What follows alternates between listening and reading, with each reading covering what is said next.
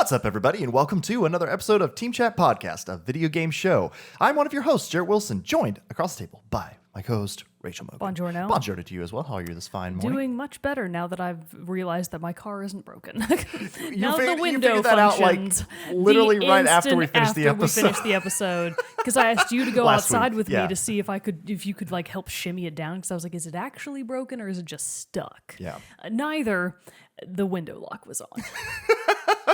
A good laugh was had by all. I'd hit it by accident, and that was the problem. Nothing was broken. Oh, it's all right. Things like that happen all the time. Happens. You know, I can't tell you how many times I like go to fix something or find something that's been right in front of my face the whole time. It's just one of those things. Much like Team Chat Podcast has been right in front of your face this whole time. This whole time, it is just one of those things. And you know what you can do here on Team Chat Podcast? Well, you can listen to us talk about video games, the ones we love, the ones we hate, and everything in between. New episodes come out on Thursday mornings. Still getting used to that, apparently. On Thursday mornings. And you can listen to those on podcast services around the World Wide Web, as well as watch a video version of each episode over on our YouTube channel. Links for all that in the description below.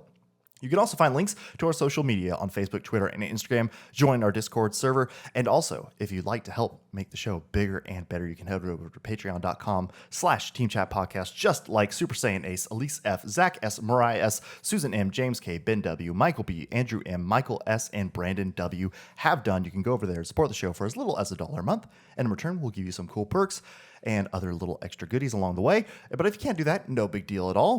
There are a lot of other great ways that you can help support the show for free, such as telling your friends, writing us reviews, subscribing wherever you're listening to or watching the podcast. All that great stuff helps get the good word of Team Chat Podcast out to the masses. And for that, we are eternally grateful. And thank you to each and every one of our listeners, viewers, patrons alike. Heart emojis. We love you all. Smooches. All right. But we got a fun episode coming up today because we are taking a suggestion from one of our friends of the show. Suggestion, Ark. She brought us a very fun topic. She did. This was a great idea. And as soon as she suggested, I was like, are we idiots? I Why remember haven't we thought to do this before? I'll explain this. I feel like we've done a similar, but not a direct this one before. Yeah. So I think this one will still be very fun. Yeah, her suggestion was specifically, have you guys done a video on games where the sequel ended up being, parentheses, vastly better than the first game? I think that's a really good idea. We haven't vastly better. Vastly, Ooh. yeah. Okay. So, but it's in parentheses, which means it's optional. Okay, good. Because I was like, I mean, man, if I'm going back to the sequel of a game, it's because I usually pretty much like the first one a lot. So. And then she went on to kind of clarify, it doesn't necessarily have to be the second title. Basically, any game series where one of them wasn't the first released, it's just better / superior to the others. So it just basically can't be the first in the series. It has to come after that and be better than its predecessors. Okay. So it doesn't have to be the direct sequel and anything like that. Doesn't have to be the direct sequel. All right. Well, that's good because my lists. Well, why don't you start us off then? Okay. I've started the past 2 to 3 That's times. true. That is very true. It's your turn. We decided to skip our Horizon Forbidden West this update. We've talked it inundated with you at all, except psych, a sequel better than the original. Just kidding. Gotcha. We're still talking about it today. This is just our review part 2.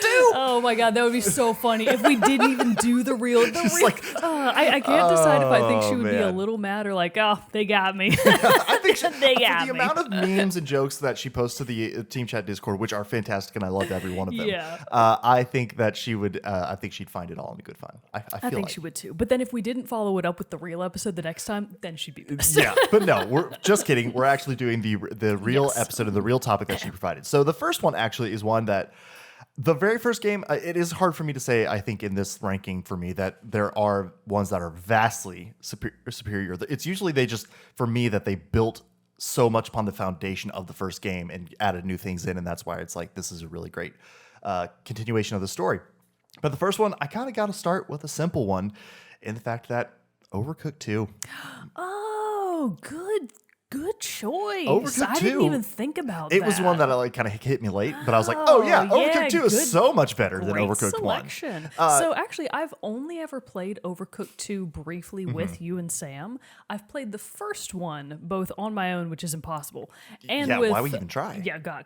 And with Bro Mogan, and it was still impossible. And we were like, wow, we fucking suck at Overcooked. Sam and I are a well-oiled machine when it comes to Overcooked. So we have perfected our techniques, our timing, much like proper chefs. of course, we're in there. We're saying the yes chefs, no chefs.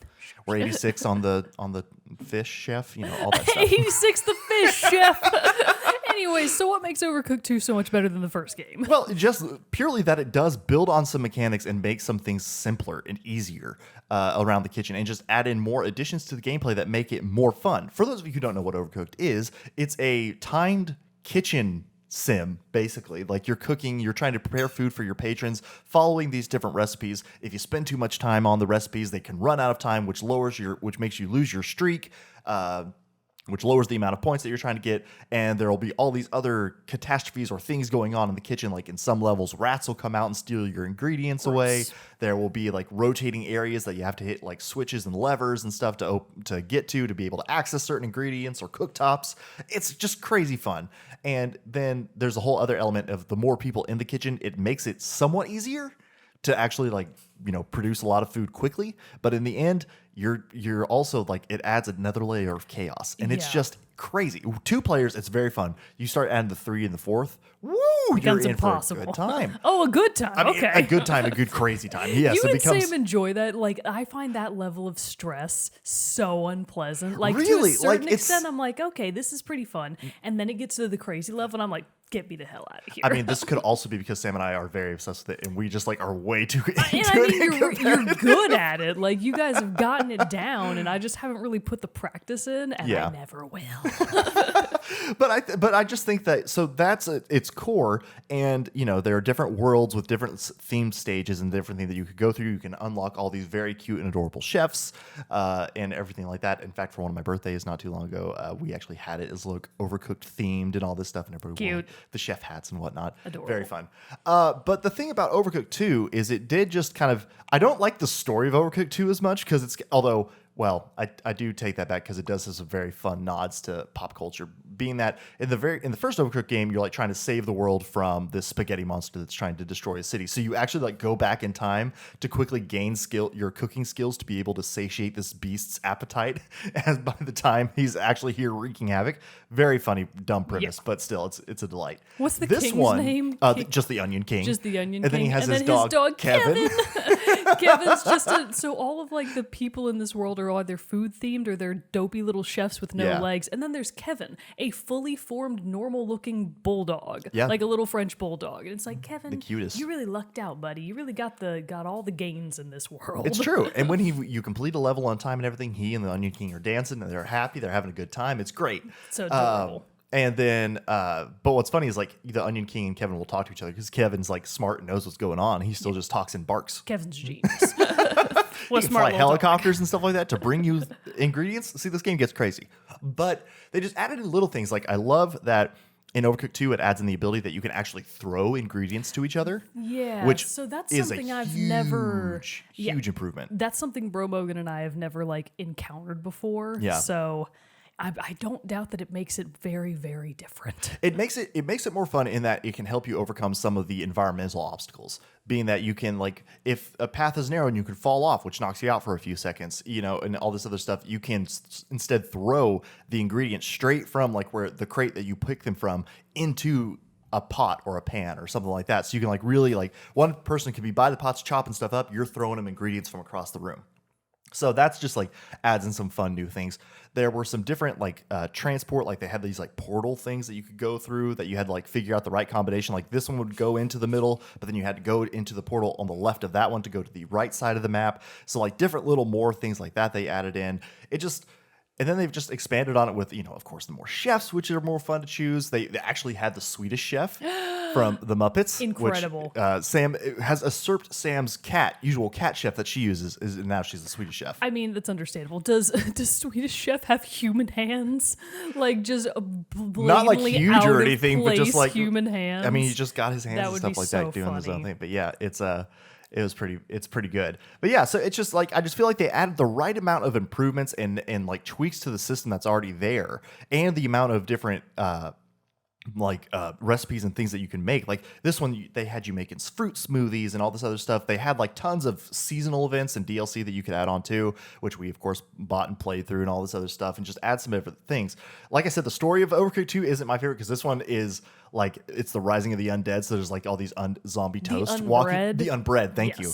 But then the fun pop culture nod that I love is that this happens because the Onion King is messing around with the Necronomicon. Very funny. Hysterical. Obviously referencing the Necronomicon Yes. from Evil Dead and stuff like that. But anyway, From so the Evil Dead? You mean from H.P. Lovecraft, you fool? that's what I'm more associated. No more the Evil Dead. So, Good heavens. but anyway, so it has those fun little nods and stuff to that. So, just took a game that on its core I did not anticipate was going to grab hold of me so much as Overcooked did, but the Overcooked 2 just took everything of the first and just made it better. So would you say, is there any reason to play Overcooked if you already, if you had Overcooked and Overcooked 2, and not that you could only pick one, but Yeah. if you've already got Overcooked 2, do you think there's any reason to go back to Overcooked 1? No, because then we have, and you're like, why can't I throw things? Oh yeah, I'm not in Overcooked 2. Gotcha. So I think there's a little bit of that. But on the PS5, they do have the Overcooked All You Can Eat edition, which has Overcooked 1 and 2 and all the DLC and stuff like that. Very nice. So yeah, lots of options for Excellent. you, and it's out on like Steam, Switch. It's everywhere. Yeah, So- it's for everything. It's a fantastic basically. game. Yeah, and So- it runs pretty well on Switch. Oh, that's which good. I think is. Oh yeah, no, I have it on Switch too. Actually, I don't. I have it on PlayStation. I don't Nice. know why I was thinking Switch. Anyways, doesn't matter. So yeah, Overcooked 2. If you want to be a chef in a hectic situation, go check it out. Better than Overcooked 1. So what's one of your sequels better than the It's original? Aloy Goes West, duh. It's actually not. Because you haven't played the Yeah, first. because I haven't played the first one, so I can't talk about it. But I have played all 3 games in this series, and it's one that we have talked about before, but we haven't revisited in quite some time. Yeah. Want to guess what it is? I feel talked about like before, it but gets haven't revisited in a long mentioned time. quite a bit, but we never really we haven't in-depth discussed the series in quite a while. It have gun. Bravely Default 2. Pew oh, pew. No. Oh, Bayonetta? No. No. Oh. Actually, Bravely Default 2 would have been a good one. Shit. Redo, scratch this one. I don't know. I'm blanking. It has water. And you have a gun. And you have a gun. There are vending machines. Machines, water, guns. It's not Splatoon 2, is it? No. No, Oh, okay. God. I didn't think so. Also, just a quick aside while you think, I did consider doing Splatoon, but when I really thought about it, no, so the Splatoon 1 was the superior game. And now you're going to have to measure it Yeah. against Splatoon 3 Which coming I up am soon. very excited about. So even though I didn't think that Splatoon 2 was better than Splat 1, mostly for the reason that it got way too competitive for me. Like even on the casual settings, it just was a slightly different play style that I was like, no, Yeah. this one isn't for me. The first one was for me. So it's not Splatoon. I'm one- blanking. I can't. BioShock. Oh my God. Water, guns, and vending machines. That's. Oh, yeah. It's a circus of values. Yeah, circus no, of I forgot. I values. completely forgot. No, Bioshock's a good one. That's actually really why I wanted to talk about it, because I feel like, in my mind, it has not been that long since BioShock Infinite came out. In reality, it has been, though, right? absolutely has been. Yeah. It's been what? I think Infinite maybe came out in 2014? 2015? Oh, that sounds late. I was going to say like 12. Oh, God, really? Yeah. Oh, no. BioShock Infinite. Hang on, now I gotta look it up. Am I that old? Oh, thank God I'm not. 2015. Oh, okay. How I dare was you way try off to then. gaslight me? Oh, no, shit. No, my bad. Initial release date, Okay. 2013. I was closer. Okay, Thank you you. were Okay. So I said 2014, you said 2012. We were just, met halfway. dancing all around it. So initial release date 2013, and then it was released worldwide for everything else. Oh, a Linux port was in 2015. That's what I was misreading. I didn't read the whole thing, and that's what happens. There you go. This is what happens every time I play Magic the Gathering, and don't everybody's like, you got to read your cards, and I'm like, no, I just want to that's play me the too. game. 100%. That's me. Anyways, I want to talk about BioShock because I played them out of order. So I didn't initially play the first BioShock game. I had BioShock 2, I think on PC of all things. Like I found it somewhere. No, it had to be on PlayStation. I own the PC version now, but I think initially I played it on PS2. So BioShock 2 was my first exposure to BioShock. And in BioShock 2, you get to take on the role of the first game's big bad, basically. Well, not big bad, but one of the primary antagonist types from the first game, the Big Daddies. So if you've never That's played right, a the Big Daddies are BioShock good. game, here's the gist of the first two games, because the third one takes a hard left turn. The first two games take place in an underwater kind of Think of the era between about 1930 to 1950 where things were like entering a wildly interesting industrial age and like everything was possible. And it was kind of a mix of, Art Deco meets futuristic ideas. It's got a very unique look to it. Now splash that all underwater to make this wild underwater city kingdom called Rapture. So cool. And the gist is that some guy, I want to say that I forget what his name was, but some like kooky inventor was like, what if? Was it Andrew Ryan? Yeah, it's Andrew Okay. Ryan. I couldn't remember if he was the successor to the first original I think you're builder. right. And he was like, what if we put a city under the water? And it's like, oh, why? Because it sounds cool. Because isn't it technically... It looks like it's around like the 40s, 30s, Yes, 40s, right? I would say that it looks like it's 30s, 40s. Yeah. But it's got like this futuristic bent to it because Andrew Ryan was like a genius inventor or whatever. So it's got all of It's this. not the easiest task to build a huge city under the water. Not the easiest task to build a giant city under the water. So it's, however, well past its heyday. So at one point it was a functioning wonder of the world, but something happened, shit went wrong, and now all of the humans that lived in Rapture, because, they were excited about it, they were like, hell yes, we want to live under the sea. Yeah. So a bunch of people moved down there, and then stuff went sideways, and now they're all splicers. So splicers are basically people that got addicted to these sort of, I guess you would call them like mutations. These mutations that you can buy out of vending machines. It's the values out there. What does the first game call them? Because I feel like they changed the name later on. Yeah, and we've had this discussion We have before. had this talk so many times. Deja vu is hitting real hard right now. Yeah, God. We don't need to worry about it. They're like these Phasmids?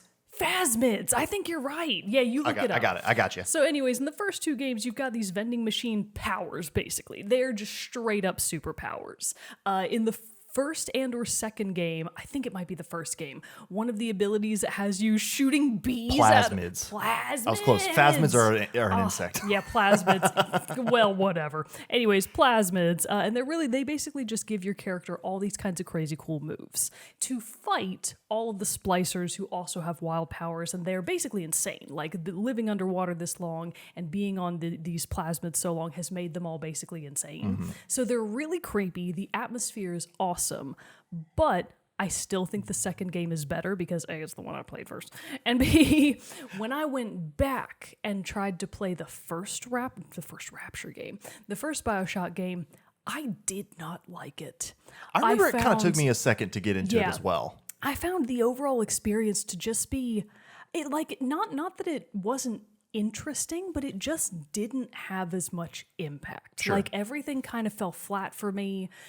There's really nothing about the main character that makes him interesting or cool. Yeah. You're just this faceless third person, are you a silent protagonist? You might be. Yeah, he might not talk. It's been so long though it's been like 10 years since I played BioShock. So the protagonist in the first game just absolutely sucks. And even though the world is very cool and it's got a lot of neat world building, I just didn't find it enough to be like, yeah, I think this is the pinnacle of BioShock, Sure. which many people still consider it to be. Those people are wrong because BioShock 2 and BioShock Infinite, I think, are both vastly superior. I've still only played the first BioShock. Which is a shame because BioShock 2, when you actually get to be the big daddy, it really changes how bet. you're supposed to play the game. Because big daddies are slow.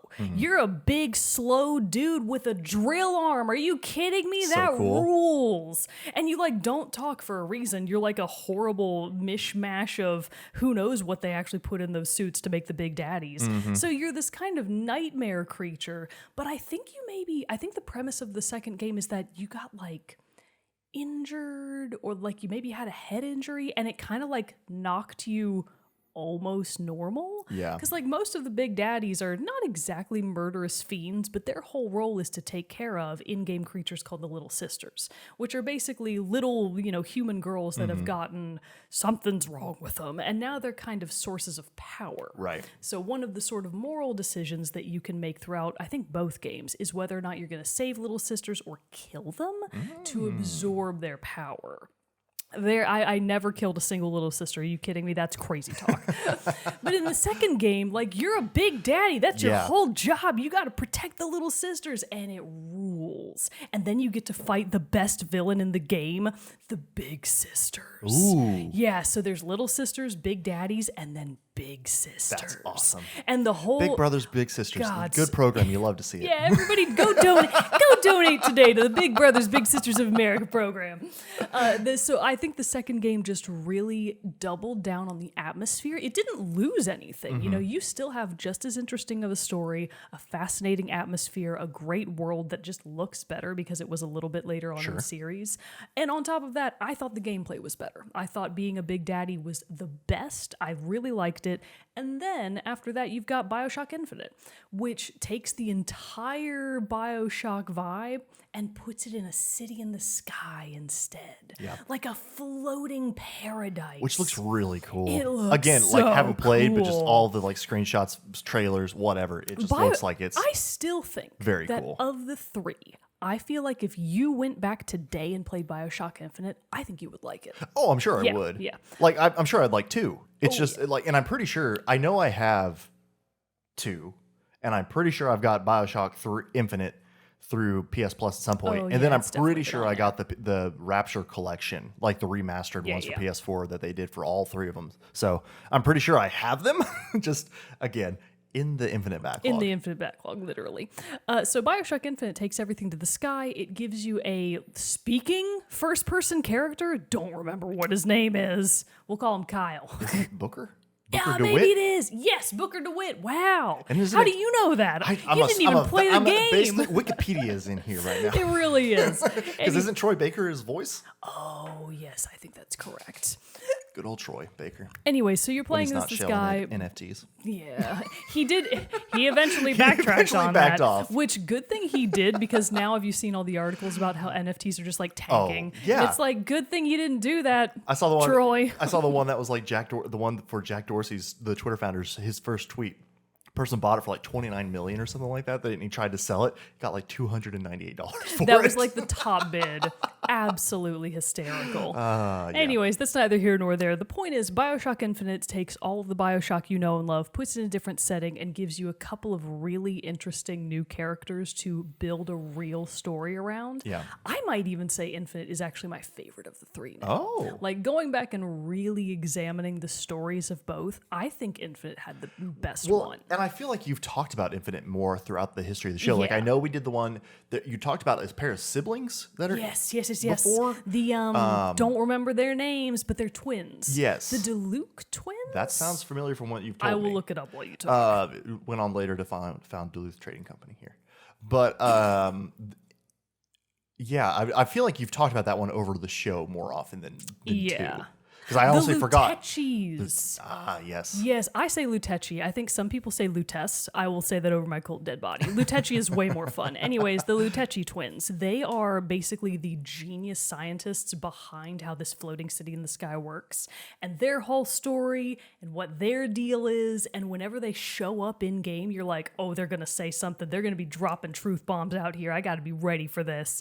It's so fun. I thought the environment was incredible. I loved the gameplay. I definitely didn't make the most use out of all the different weapons you can get because some of them were just garbage. But for the most part, I thought the powers were really interesting. The story was just clearly the best one to me. And it was just just literally both BioShock 2 and Infinite, I think, are leaps and bounds ahead of the first BioShock. I would even say, don't play the first one. Don't bother. Just skip to BioShock 2 if you want to get a taste of old Rapture, and then just plow right on ahead to BioShock Infinite and actually have yourself a good time. Nice. Although Infinite can be played in any order because it's not really linked to the first two games much. There's a little bit, but not much. But not much. Just different location, It can different totally characters. be played Yeah. as its own standalone game. Very cool. So that's my first one. Very nice, very nice. Good choice, good choice. My second one, which I'm just going to go ahead and say, like some of the games that I'm talking about today, I'm trying to I know I've talked a lot about sequels that I love, so I'm trying to not harp on them. Like my first thought for this one, I was like, oh man, Assassin's Creed 2 is way better than Assassin's Creed, but I've talked about Assassin's Creed 2 so much. Shout out to it though. Also, just going to go ahead and do a little spoiler. Shout out. It's not one that I think about, but I do still I'm like on the fence about it, so another reason why I still can't decide which one I like better. But Last of Us Part 2 is also another big shout out for this I list. wondered if you were going to talk about that one. I've talked about Last of Us Part 2 so much. Yeah. You know, I just kind of I feel like I just be repeating myself again. again, like Last of Us Part 1 is my number one favorite game, and Last of Us Part 2, I'm like trying to decide between the two which one is better. That's what I wasn't really sure about. I was like, does he think it's vastly better than the first one? I don't know if And it I clarifies didn't as think being like yeah. vastly better Yeah. because like it is incredible and does a lot of things that the first one didn't, and it does it very well. But I think both of those are such I hold as like masterpiece games. It's hard to like sit apples to apples and say which one's Of better. course. So So it I'm not doesn't going to necessarily talk qualify. about them. Disqualify. Get it out of here. Get I don't it want to outta see it again. here. But the one that I am going to talk about is I feel like I actually might have played this one first of the series. And so maybe that's why it kind of like sticks out to me. So it's kind of like I had the best one first, and then I went back to the beginning ones. But I'm going to talk about for my number 2 pick, God of War 3. Not the new one that kicks off over into Norse, because I don't count that one. I count that one as like that's a new God of War, but it's a new series. That's a new completely game. new look for Kratos, Different. completely new play style, completely new like everything New about it. phone, who dis? Who dis that exactly? whole thing. And so I wanted to go to God of War 3 because I remember after I got my PlayStation 3, which remember for new listeners and older listeners alike, that was the very first console I ever owned was the PlayStation 3. Oh yeah, I forget about that. And so, I got my exposures then to like the Assassin's Creed 2s and all this. God of War 3 caught my attention because, and that's why I played it first, because it came out on the PS3. And then they released God of War 1 and 2 as like a collection for the PS3 later. So that's how I was able to play those.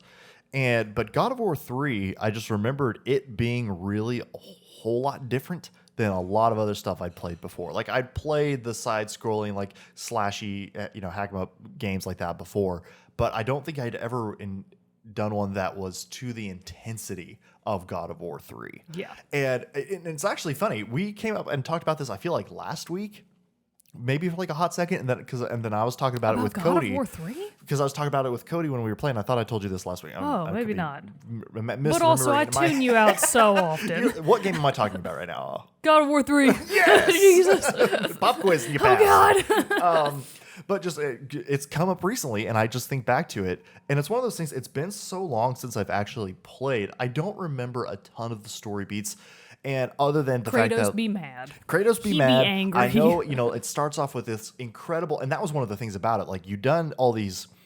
In the first 2 games, God of War 1 and 2, they had like incredible set pieces. You would fight incredible. Like I've talked about before, the final fight against Ares in God of War 1 being like an incredible final boss fight that we've talked about before, and it was. And this game is just chock full of those. But God of War 3 really just like takes it on the massive scale to another level, because this one, you start off in like the environments, the enemies, the bosses, everything. Because like you start off on this one literally riding the back of a Titan up Mount Olympus to go like wreak havoc on the gods. What an intro. And then you immediately have to fight Poseidon. So like you're no longer like, yes, you fought some of the, like the Greek pantheon and everything like that. Like obviously the first one you're fighting Ares and stuff like that. But like this is like, okay, we're on their turf and they are fucking pissed now and they're gonna come after us. So like Poseidon right off the bat, and there's this massive fight. And so it's like, obviously he's a water god, but like up on this mountain, and so he's like bringing in like these massive like fountains. He's like riding a chariot of horses made of water. And what a badass. It's just such a good fight. And again, you're on like the back of this Titan. So it's this moving force as you're like, so your environment is like moving as you're like climbing up it. It was just like such a dynamic experience to be playing through this. And so I just remember those moments so much from it. And then especially because the first time I actually played any of it was I downloaded the demo. And in that one is when you go through it and you actually have the fight against the god Helios. And you mean Apollo. Well, in this one, it's Helios. Actually, they may or may not be the same thing. Anyways, I think continue. they're different. But because I feel like you might fight Apollo later. I don't remember exactly. But anyway, Helios, it's one of the things that God of War does is that you will sometimes, after defeating a god or anything, you will imbue their abilities and their power. Helios is like the god of the sun or of light or something like that. And so that was like this big moment that you go in the demo. You're fighting through these beasts. I remember you fight this massive like lion eagle creature and everything. Illegal, if you will. Yeah. And then you fight against that, and and there's like also had a tail, so it was like almost like a scorpion mix in there too, if I'm remembering correctly. That sounds like a chimera. And it might be. Oh no, that sounds like a manticore. It might be a manticore. But it's It's one of those things. It's like I remember fighting that and just being like again like had my socks knocked off with just like how cool the monster and Kratos creature doesn't design wear was. socks. And so it's just one of those things. It's just all this different stuff going on, and so you're like, God, it just looks so cool. And especially, granted, I hadn't played the other two yet, but the other stuff you go and look up is like, the PS2 graphics of the early God of Wars and stuff like that. And then you see it here. And so on the power of the PS3 at the time, where it's like had the visual quality ramped up to an 11 and all this other stuff. And so, but getting back to the Helios fight is where it really like cemented it for me. I was like, this is different than anything I've really played. Yeah. And because like you get to Helios and you beat him because he's flying around like this chariot in the sky, and then you go and finally beat him, and you just like pummel the shit out of him poor Helios. with your fists and stuff. You're just like smacking him into the ground. And I remember everything in God of War, the brutal moments are often tied to quick time events. So you're just like mashing circle or like square triangle, just bashing into this guy. And then when he's finally beat down, again, going back to the imbuing the power of the gods that you defeat or using them for your own purposes, you grab Kratos reaches over, grabs Helios by the top of the head and under the chin, and Helios is on the ground on his stomach, and Kratos is on top of him from behind, and just grabs his head and starts pulling, and you're like mashing circle, and you're like, what's gonna happen? Is he gonna break his neck? No, Kratos straight up in the most graphic way just like rips Helios's head from his body. And then Helios's like death cry is he like out of his eyes and mouth comes just like these huge beams of light as he screams. Throughout the rest of the game, you use his head as a flashlight. Oh my God. And to like reveal hidden symbols and doorways and passages Poor in the Helios. level. He doesn't deserve this. So it's just like, it's one of those things. I was just like, I was like, what? This is crazy. It's just like has always those moments of God of War 3 have always stuck in my head. More so than God of War 1 and 2. I don't really remember what you did in those other than fighting Which Ares I at think the that's end. the argument. But like God of War 3, I remember so them. many of these specific little moments and stuff like that where I just think like the impact of and the wow factor of God of War 3 was even higher than the wow factor of the previous two games. So that's why it sits at my number 2 on this list. Good choice. Good choice. So I am having a bit of difficulty deciding, because I definitely know what my first game I want to talk about is, my air quotes number 1. But the middle ground game, I really, like, part of me wants to go between two different ones. So in my head, I'm going to assign one of these hands, each of these hands a value. Okay. This is, all right, you turn your face away and I'm going to like mouth it to the camera. Okay. And then no, you have to go Audio back. listeners, and sorry. And then this one is, okay. Okay. All right, so this one's that and this one's that. Pick. The Fitbit draws my eye. Oh, you should have picked this one. All right, I picked that one. No, I'm just kidding. Because I really do. I want to talk about both of these games, and I'm going to have a reason to talk about this one later. So I'm actually kind of glad you picked this one, because I will probably... I can't wait to use a still of you going like this for the thumbnail to make it look like we're about to get into fisticuffs. This one I feel like we will probably never really have a good opportunity to talk about again. Okay. And I've got a bit of a curveball for everybody. Oh. It's a mobile game. Oh. And kind of a recent one. Oh. So I want to talk about Demo 2.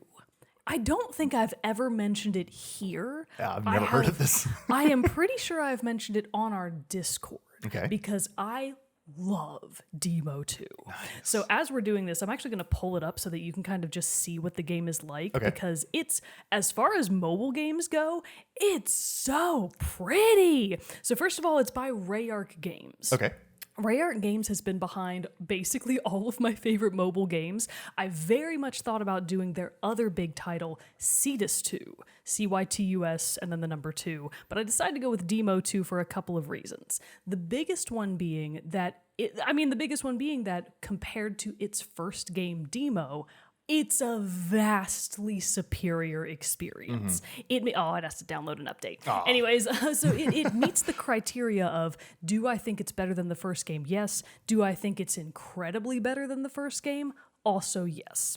So Demo and Demo 2, for anybody that is unaware of what these games are, they're rhythm games. So they're mobile rhythm games that are really centered around an adaptation of playing the piano. Oh. So unlike with Cetus 2, and I'm going to kind of like mime some stuff on my phone so that you can kind of get a gist of what I'm doing here. Cetus 2 had a lot of very dynamic movement around the screen. You would use your two thumbs to basically hit rhythm points in time to the beat to accomplish a song, to finish a song. And it was just all over the place. You would have taps, you would have long taps, you would have to draw lines around the screen in time to the beat with specific patterns. Demo is very, very different. Cetus is very much like a futuristic game. It's supposed to take place in a far future, almost like post-dystopia. Yeah. Like humanity basically got wiped out, and then in Cetus 2's future, humanity is kind of coming back because the robots that we left behind are helping basically get us back on our feet. Sure. So there's a lot of questions in Cetus 2 about like, what does it mean to be a robot versus a human? And are we truly alive? Mm-hmm. It's got a lot of crazy shit going on. You can just sort of drag and drop around. Okay.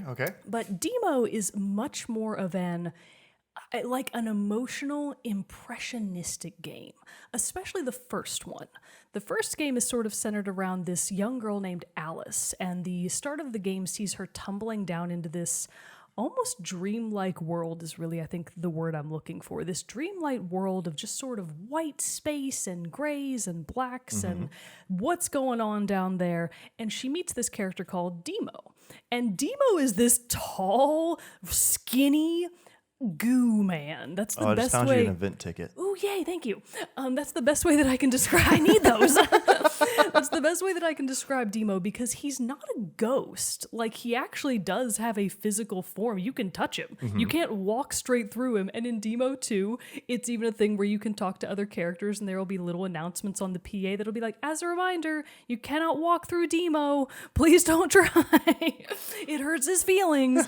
but Demo is just like this strange, almost incorporeal looking thing. He just has eyes and he wears a little newsboy cap and he's blue and shiny and he has no mouth so he doesn't talk. And he's got these long, spindly fingers. And his whole deal is playing the piano. Oh, I just see him. Yeah, there's Demo. What up, dude? Yeah, what up, Demo? So Demo is just this strange creature. And in the first game, Alice is like, and he's like, except not really because he can't talk. So it's just really awkward. And basically the premise of the first game is that Alice and Demo are progressively playing music to get Alice out of this dream world. Okay. And like they're trying to grow a tree to like basically blast her back into, air quotes, the real world, more or less. Big spoiler for the first game, so brace yourself for this. Demo is actually the ghost of her deceased brother, Klaus. Oh. I think his name is Klaus. I could be wrong about I'm 95% sure it's Klaus. So Klaus, I think, died either of an illness or maybe a car crash. He may have died in a car crash. Gotcha, another event ticket. Oh, or maybe Alice is the one who was in a car crash and she was in a coma and then she met Demo in the afterlife and then she got back out. Anyways, Alice almost dies. Klaus is dead and he's Demo. The second game, I don't know how. I really kind of don't think that it's... I could be wrong about this because I have not actually finished the story, but I don't really know if it's related to the first game at all, other than the fact that Demo's in it again. So the second game it just throws all of the premise from the first game into the garbage, except for the main mechanics, the piano playing, which is very, very fun. Like it's difficult for starters. This is a hard game. If you want to play a rhythm game and actually feel really challenged by it, because I was expecting this to be like your Guitar Heroes.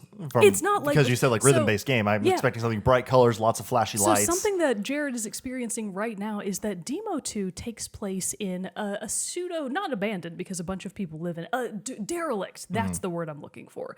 In a derelict train station. And the main character of Echo, she's sort of the only human-looking person. Not the only. She is one of the only human-looking people in this train station. All of the other characters kind of look like these, just sort of not, they're humanoid, but they're kind of like blob people. Sure. So these humanoid blob people, and then there's Demo, and it's like, oh God. Stands out. He really stands out. So Echo and Demo really stand out from the crowd. They're kind of weird looking, but the idea is everyone in the train station is stuck in it because outside is the rain, the hollow rain. And the hollow rain, if it touches you, white flowers start to bloom on you. And if it happens too much, you will bloom into nothingness. Like you will bloom away and your Thanos entire snap style. Yeah, you get Thanos snapped into white flowers. So Echo did get bloomed. So she got caught in the hollow rain, she bloomed, but supposedly this mysterious person called the Composer saves her and brings her back, and it's like the miracle that kind of kicks off the start of the game. Got it. So Echo is trying to sort of figure out, she's trying to help everybody in the train station because the hollow rain is everywhere. Sure. And if they can't stop it, they're probably all going to starve to death in this train station because it's a very contained space. So they're trying to find ways to stop the hollow rain and also nicen up the train station. So it does something that I have seen very few rhythm games choose to do, which is combine some pretty heavy RPG elements. I was about to say, this game has layers. Yeah, it has layers. Like you don't see this much with rhythm games, and I've played a lot of them because I love rhythm games. So you've actually got main characters. They talk to each other, not Demo because he doesn't talk, but he can mime. He can do his best. There's a lot happening in the story that you actually see play out in front of you. In contrast to Cetus 2, all of the story, most of the story, was kind of buried under this layer of you have to go and read in-game message boards, basically, to understand what's happening. In Demo 2, that is not the case. The story is very planned out. It's very narrated to you in order of the way it wants you to experience things. So it definitely has a much more intentional feel to it. The gameplay is improved. It's not necessarily better to an extent, but it is. It's better. Yeah. Like they just made massive improvements from the first game, which came out many years ago at this point. Demo 2 just came out in the West back in February of this year, so it's still quite new. So the gameplay is better. The visuals are beautiful. It looks like Studio Ghibli-esque, which is fantastic. It does. Not what I was expecting it to look Not like what you were when you say rhythm game. Yeah, and the animated portions are animated beautifully. It looks great. It looks like it's such a good game. It's free. It is completely free. Really? So obviously it's a rhythm game, so it is monetized through You have to buy the top 40 hits to there play. aren't even ads. It is a free, ad-free game. The only way that it's monetized is through purchasable song packs. So if you want to buy more song packs, you can, but I have so far paid no money into this game, and I'm still having a blast. And I don't feel like I'm really missing out on much, other than like, I really want that one song from that one specific song pack. That's like the perfect kind of like of a DLC kind of thing, where it's just like, okay, you have enough in the game to enjoy it and get the full experience. If you're wanting more, here you go. A few more songs for you to do. Also, it's very much got a strong community bent to it because there are consistent events that come out, much like events in other, air quotes, live service games, where it's like, okay, everybody, we've got a community event going on. We need all of you to go play the Spring Festival event, and if everybody in the world collectively meets these points milestones of playing in the event, you get sweet prizes. So it's like, oh shit, we all gotta play. Otherwise, we're not gonna get the sweet prizes. So it's got a really nice community feel to it. If you go onto Demo 2 Twitter, you'll feel so bad about yourself because it's all of these videos of people posting. They're like extremely difficult, super no hit, like 10 out of 10, and it's like, oh, I'll never be that good. I won't be this cool ever. I will never be this cool in my life. But Demo 2 is vastly superior to the first game, in my opinion, and I think I'm right about that. Actually, it's a fact. It's not my opinion. That's fact. And I would very much recommend it to any fan of rhythm games. If you have a phone and no money, because it's free, you can go play Demo 2 right now and have yourself a good old time. Nice. Demo 2. What a fun game. Very fun. Deemo 2. Demo 2. I was about to say the whole time, I was like, you're saying demo wrong. It's Demo. It's so cute, actually. So the game is entirely voiced in Japanese because when they localized it to the West, it's just a translation. Sure. So the characters talk in either nonsense speak like the blob people or Japanese, which is adorable. And the way that Echo says Demo is so cute. She's just like, Demo. And I'm like, oh, it's adorable. I love this. Anyways, fantastic game. Would recommend far more so than the first game. Very nice. You know, I feel like we're really subverting expectations here. You know what I mean? I feel like people came up with this list and maybe like, you know what? I'm skipping this episode because I feel like they've already talked about all the games they could talk about. Well, guess what? False. I'm talking about a game that I've talked about before, but a game that I haven't talked about in a very, very long time for my top pick here in this list episode. Oh my gosh. And it is, do you have any guesses? You haven't talked about it in a long, long time? I haven't talked about it in a long time, but I talked about it a lot when it came out. When it came out. Did similar thing to like Horizon here, where I did like periodic updates on my progress. Oh, Red Dead Redemption 2. Red Dead Redemption 2. Wow, yeah, we haven't talked about that. Rootin' cowboy shooting. Rootin' tootin' cowboy shooting. What's the other one? Steely wheelie automobile. Yeah. Fantastic. But yes, Red Dead Redemption 2. I have talked about on the show before, this game and the first game, Red Dead Redemption, which Red Dead Redemption is a great game. I would still say go back and play both. The first one, because you can still have so much fun with that one. And there's still a ton to do. I mean, it's a Rockstar game. There's a lot to do. It has a huge world, lots of side quests, lots of side activities. I actually, now that I think about it, I completed like the main story part of Red Dead 1. The epilogue, I don't think I ever did. Because I want to say... Was the epilogue DLC? No, the epilogue wasn't DLC, but I want to say when I got robbed is when I was there.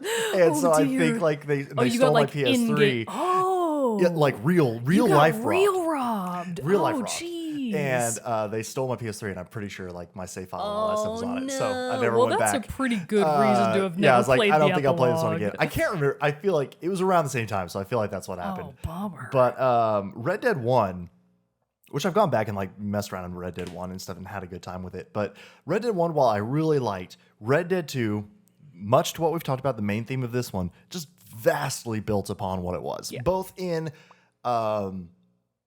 technical aspects, like the graphics of Red Dead 2, Jesus, they're good. The divide in years. Yes. That one took a long like 8 to 10 time. years, yeah, I want to say, that in was between. A big gap. And so it was, so there's a lot of time for the improvement there. And so, yes, I feel like Red Dead 2, I will say, technically it does have a huge leaps and bounds look and everything of the first one. But I feel like it had to, because the first one, like I remember sitting there playing the first one with my roommate at the time, his brother, and we were playing it and stuff, and we were both just like freaking out over how good the horses were. Obviously, cowboy game, like you got to have that. But like for the time back in 2010 or whatever, we were like, good God, these horses are awesome. Yeah. Come to Red Dead 2, the horses are even better. Like, and everything and just what they do. And that, I know that's a very small part, but it also is in everything where it's like the soundtrack of Red Dead 1 is great. The soundtrack of Red Dead 2, it's so good. There are so many good songs and tracks in that one. And I even bought like the music inspired by like one that like has, like different covers of songs. Like there's Cruel World by Willie Nelson, Cruel World by Josh Homme of, oh good God. High School Musical? No one knows is one of their songs, Queens of the Stone Age. Oh, and I never would have gotten that. and so he does like cover of that. There's this awesome song, Unshaken, which is like kind of the main theme, I would almost say, of Red Dead 2 by D'Angelo, and it's great too. And so Rhiannon Giddings, saying her last name wrong, I believe it's Giddings, is on there, does a couple there too. Anyway, fantastic score, fantastic everything to accompany this game. But it also does everything. The world is massive. There are even more side activities, but not to the point where it's like, there are side activities where, like, if you really wanted to go and like find stuff, I see videos and clips of different things, and I'm like apparently in one area you can like have a run-in with a vampire. Oh my and God, I'm like, really? Yeah, and I'm like, what? That's so cool. I want to go find that. The vampire yet? No, but like it Jerrett. does have. I do remember the one thing of Red Dead 1 that with kind of like these side world things that you would discover. I feel like you did get ambushed and just generally attacked way more often in Red Dead 1. Like you would like be running down the road on your horse, galloping full speed. You see a wagon on the side of the road and you're like, there is a 75% chance they're going to jump me. And yeah, usually they did. It was the Wild West. I know, but it almost got to the point in Red Dead 1 where I was like, let me do something, Christ. Yeah, no, I understand. Sometimes it's just like, no, I just want to do the main story. Quit Get away from attacking me. And stuff like that happened in Red Dead 2, but I felt like it was more measured. So like that was an improvement even, where I feel like I could actually go out and explore without just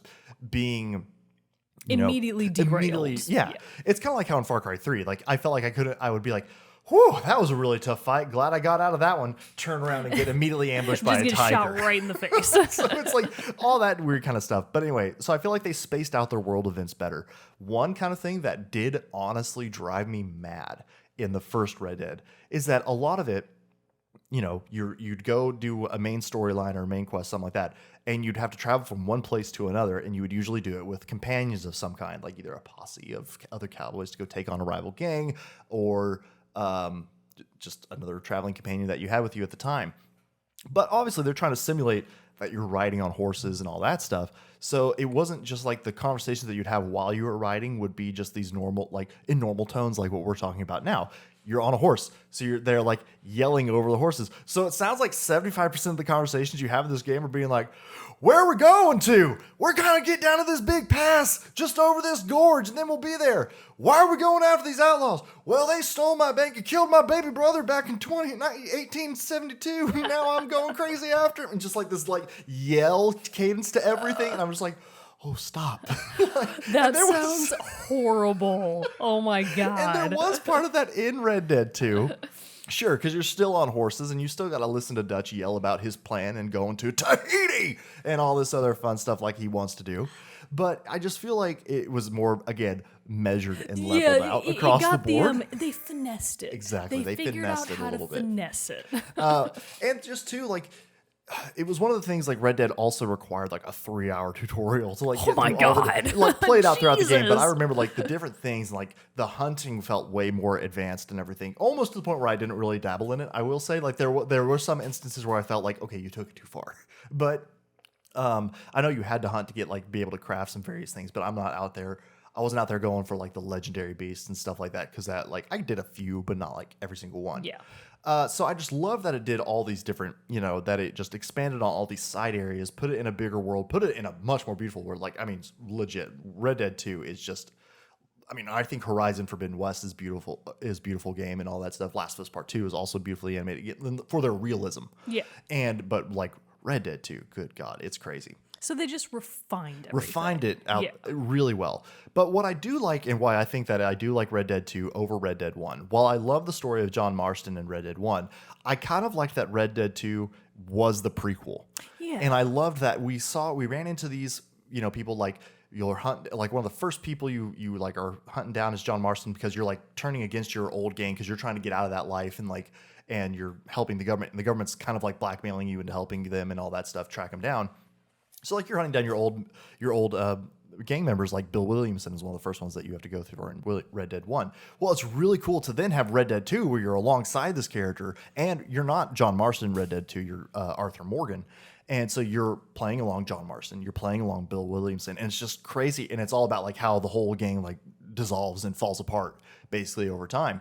And so it's just very cool to see that de-evolution of this, like once at the beginning of Red Dead 2, very strong, like almost family unit of a gang, and then just slowly over time just starts going to pieces. Yeah. And so it's very cool to get those more in-depth character studies. You get these characters fleshed out a little bit more than just like, I used to run with that guy back in the day, and and all that stuff. And so just getting the world, I feel like it really fleshed the world of Red Dead out more than the first game did. So I just think it's just a technical masterpiece. I think the story was great, and just all the things about it. Like it's one that you could just get in and just never leave. And people don't like I know people are still playing. People have the online. complaints with the Red Dead Online and everything like that, but still it's got its community. But like people single player through Red Dead 2 are just, plenty for you to do and explore. So Very Red nice. Dead 2. Very good choice. I definitely was not expecting.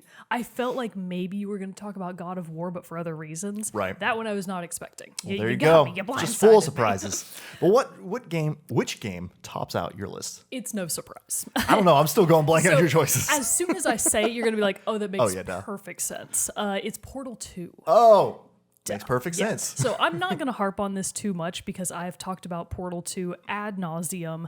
The reason that I'm talking about it here again is because I do still think that it is a vast improvement over the first game. Now, a lot of people could say like, is it though? I personally think yes, for a few very specific reasons. So Portal, for anybody that hasn't played it, is a futuristic sci-fi game. It's a sci-fi puzzle game. Sure. It's primarily a physics puzzler is what I would call it, because you play as a silent protagonist, Chell, and she has woken up in this futuristic facility, like this testing facility, and she doesn't know what's going on, but shit's not good. Some bad stuff is happening. She's surrounded by vicious robots every which way, mainly GLaDOS, a very advanced AI that is running many, many tests on just all kinds of stuff, just everything, every which way. And to accomplish these tests, Chell has to use a portal gun to get around. The idea of the portal gun is you click one button, I think it's either R1 or let's just use L1 and R1 for the purposes of this example. You hit L1 at a wall, like you fire the portal gun at a wall that is the right texture, I'll just say, and it opens up a yellow portal. Then you hit R2 on another wall and it opens up a blue portal. And when you run through one of the portals, you come out the other one. If you've played Splitgate, you get the concept. I'm there with you. Yeah, if you've played Splitgate, you totally get it. I have played Portal 1. I haven't played Portal 2 yet. Don't worry, you don't need to. So a lot of people would say, actually, you totally need to. I think they are both very much worth playing. I still think that if you've played Portal 2 and you haven't played Portal 1, you can still get a lot out of it. But I think that Portal 2 did the Red Dead 2. It took everything from the first game, jacked it up to 11, and refined all of it. So for starters, these are pretty old games. I think the first Portal maybe came out in 2007. Yeah. And then I think the second one came out in maybe 2010 or 2011. They were pretty close behind each other. And the basic concept is still exactly the same. You're actually still Chell. You have still woken up in the futuristic sci-fi testing facility, but now you're being accompanied by this new little AI robot named Wheatley. Okay, I couldn't remember if Wheatley was in 1 or 2. Wheatley is in the second game. Wheatley is one of the reasons. So GLaDOS as a character is 10 out of 10. Portal 2 is an 11 out of 10 because it has GLaDOS. GLaDOS is in it in a big way. GLaDOS is still in the second game in a big way, but she is joined by this new character of Wheatley, who in comparison to GLaDOS, who is just like Murderbot times 10,000, and she has no qualms about her penchant for just causing misery and terror. She seems to even enjoy it. And it's like, aren't you supposed to be objective? And she's like, no, bitch. And it's like, oh, God. Wheatley is voiced by comedian. I cannot remember whose name it is, but he is like Stephen Merchant, thank you. Told you, Wikipedia. Yeah, Wikipedia. Wheatley is voiced by comedian Stephen Merchant, who gives him like this fun little peppy British accent, because I think he is British. He is. Stephen Merchant's hilarious. But so Wheatley has like this cute British accent, and he's like, oh, hello there, greetings, friend. You look like you maybe got some cryogenic sleep brain damage. And it's like, thanks. I don't know how to take that. But it's you and Wheatley, for the most part, going through the facility, doing much of what you did in the first game, going through these different tests, trials, basically, to get from point A to point B using your portals. It's the exact same concept. But they add in a bunch of fun new mechanics, especially in the later half of the game. So the first half of Portal 2 pretty much plays out almost identically to the first game, just with different puzzles, obviously. Sure. But kind of right about at the halfway point, I would say. Possibly the 3/4 point. But as you get closer into the end game of Portal 2, things just become incredibly engrossing with regards to the story. You have Cave Johnson, the best character of all time, voiced by Dan Simmons? J.K. Simmons. I'm reading a book by Dan Simmons. Oh. That's why I'm confused. I was like, close. Had me there in the first half. I got the Simmons part. So J.K. Simmons voices a character of Cave Johnson. He is actually the founder of Aperture Science, the facility that you've been in.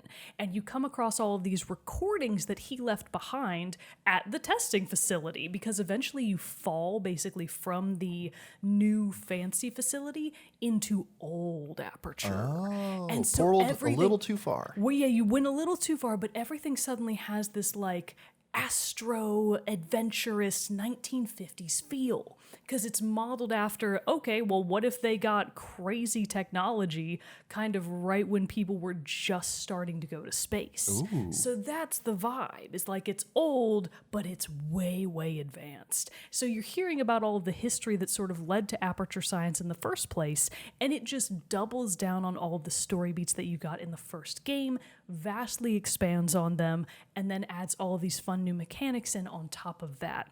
The goo, I've talked a lot about goo this episode. I don't know why. The various colored goos that you can get way later in the puzzles in Portal 2 make it so fun. Nice. There's bounce goo, there's slooper slide speed goo, and then there's Cave Johnson just shouting at you the whole time, and you're like, oh my god, this rules.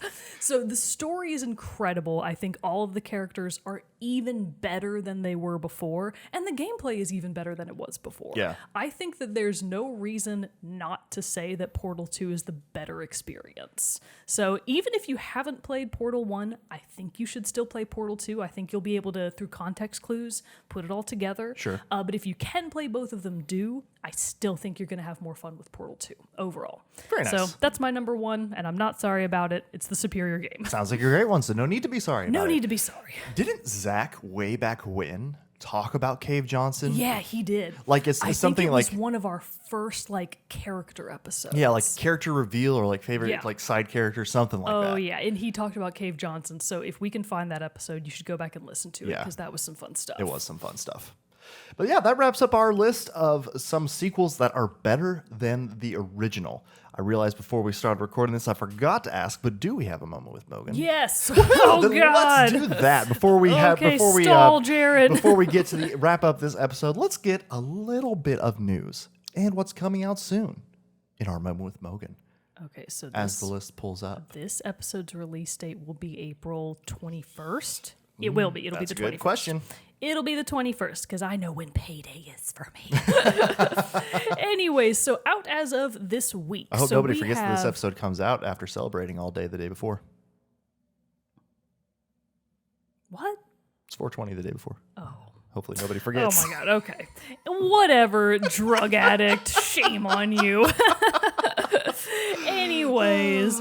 All right. So, out as of this episode's air date, in no particular order, we've got Road 96. Close call. It could have been the perfect number.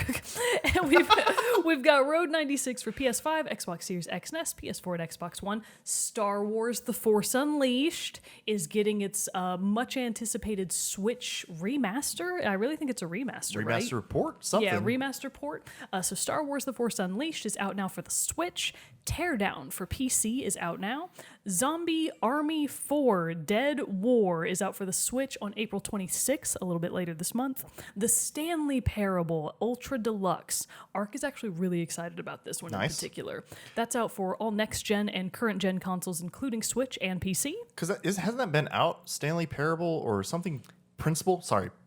Hasn't that been out for a while? Yeah, the Stanley Parable, yes. Yeah, the Stanley Parable has been around for quite a while. Isn't that the one that like has like an achievement or something that it's like if you do you have to like come back to it like 5 years after you start? Oh my God, I don't. You'll have to ask Ark about think that. Good Ark, question. Thank you for this topic, but Yeah, also can you answer jeez. my question now, please? Thank Yeah. you. Does the Stanley Parable make you wait 5 years for an achievement? I feel like I've heard that somewhere. Man, that sounds awesome. That's kind of cool though. Anyways, Vampire the Masquerade Blood Hunt is coming out for PS5 and PC only on April 27th.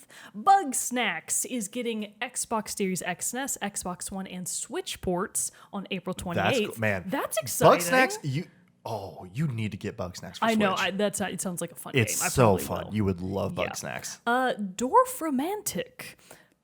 I've never heard of this game in not my either. life. Dwarf Romantic is coming out for PC on April 28th. Rogue Legacy 2. Somebody actually just talked about Rogue Legacy in our Discord just earlier this week. Apparently, it's like a Metroidvania. I tried it. roguelike- It's like a Hades. It's like a kind of thing where it's like the procedurally generated dungeon crawler basically, and it's hard, like every other dungeon crawler. That's what I heard, so I'm like, no. But yeah, it's Anyways, toughy. But it's like cute 8-bit graphics and that stuff, is so cute. it's kind of fun. Rogue Legacy 2 is out for Xbox Series X and S, Xbox One, and PC on April 28th. Unsold, Soulsborne is going to be mad, is coming out for Xbox Series X and S, Xbox One, Switch, and PC on the 28th. And rounding out the end of the month, the game that actually matters, Nintendo Switch Sports. Oh my God. Damn I it. didn't realize it was coming out at the end of this month. Oh my God. We got to get it and we got to play another one. We gotta play this. Like, how can we not? We have to. Nintendo Switch Sports is coming out, obviously exclusively for the Switch, on April 29th. I was really hoping I could get on the PS5. I'm excited. I gotta finish Aloy Goes I West know. before I'm like, this. I was playing it this morning, and I like looked at, again, opened up the map, and I was like, good God, I have so There's much left so to do. much I left. am like over 30 hours in now at this point. I was like, good God, I'm going to be in this one for a long time. Oh, but I'm not well. complaining though. You're only dude. I think I've crossed the 80-hour mark. Good God. I think I'm I well don't think over there's any 80 way I at can this catch point. up. I just have not had the time I know. to like I get mean, the flat butt sessions. I've in on had it. so many flat butt sessions at this point. It's a miracle I have any butt left. I'm gonna need those Hank Hill implants. So yeah. Anyways, that's what's coming out and coming soon. And yeah, those are our top 3 sequels that were vastly superior to their first games. There you have it, folks. So we would, of course, love to hear your picks for which sequels you think were better than the originals. So let us know by sending us an email at teamchatpodcast@gmail.com, commenting below wherever you're listening to or watching the episode, or hey, join our fun Discord and talk about it with us there. We'd love to have it. There's have you there. emotes. There's emotes, and we'd love to hear from you. So yeah, lots of cool stuff that you can do over there on the old Discord. But thanks for joining us this week on a fun episode of Team Chat Podcast. Come back next week. It is not an episode next week because it's the last. It's gonna be our stream. Is it? I Yeah. did this last month, and I was wrong. So I'm No. going to double check myself. I think we're right because it'll be next. So next this is week. Thursday's episode. Yes. The next so the week next on week, Wednesday. check we'll be our streaming. socials because we will be putting out the exact day that we'll be doing the stream. But it is our monthly Team Chat Plays where we will be, fingers crossed to high heaven, Finishing. we will be finishing Guacamelee 2. I know we've said that. This time for real. Believe us. This time for real. We Because checked compared, the hours. compared to, Yeah, to we've where we are, compared. completion for when I beat the game to where we are now, we are within an hour and a half. Yeah. And that's how long we usually play for until we throw our hands up in despair We that we're can never do going to it. beat the game. We can do so it's happening this time. Yeah. Be there or be square. It'll either be on Wednesday or Friday. We kind of switch around when we do it sometimes. Yeah. I feel like probably Friday. Probably would Friday. Be best. So keep We that will in put your. that out later. Yeah. Keep an eye on the socials. But anyway, so join us for that next week. Thanks for joining us for this episode, and we'll see you all next time. Peace out.